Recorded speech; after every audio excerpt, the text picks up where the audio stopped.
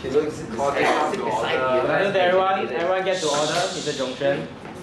So, let the debate begin. Let's call for the Prime Minister. Say the motion.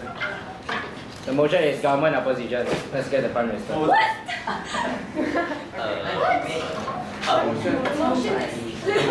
Can shop lah.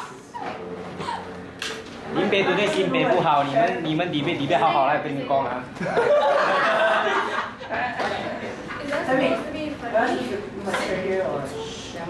Sit anywhere you want.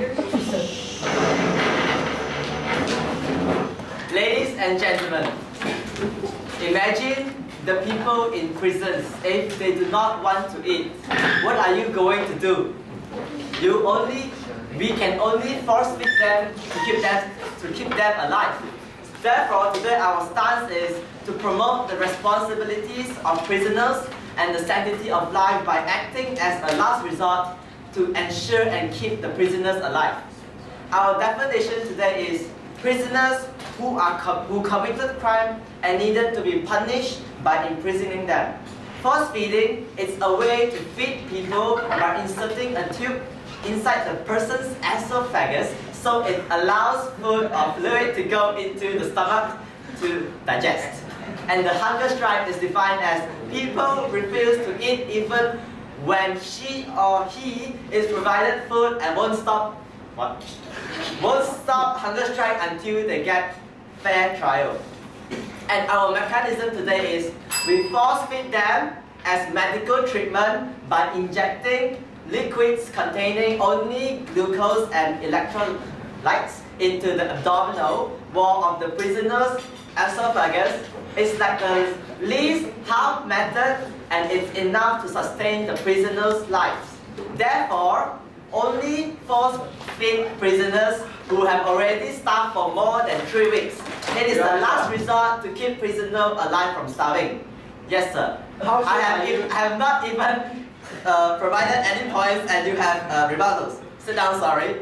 We will first find out the reason which caused the prisoners to go on hunger strike. And we'll try to persuade, but first we'll try to persuade them to eat, giving lectures and advise them before we force feed them. After 3 weeks, if they still continue striking, we will force feed them. So today, the theme split of today is I will talk about the role of prisoners and the state's responsibilities. My second speaker will talk about the pitfalls in status quo, and my third speaker will destroy the points of the opposition, and my last speaker will give a reply speech. My points today is role of prisoners. Level 1, I would like to talk about the responsibilities of prisoners. What are the responsibilities of prisoners? To pay back the society and to atone. Why they have to do this? They have done something unlawful to society and therefore now they are in the prison to do something like community service in order to show their remorse. During their stay in prison, they have to be, this is not the main point. Okay, today, they have to be imprisoned in the prison and they cannot hunger strike themselves. And level 2, I'd like to talk about the effects of prisoners created towards the society. The stage 1, I would like to talk about the harms they have created to society. Maybe prisoners they have gone to the prison because they might have harmed the third parties in the society, such as robbing, pickpocketing, like carrying, raping, carrying drugs, and many other crimes which do not benefit the society. And this is actually conveying a very strong message and creating a culture of intimidation.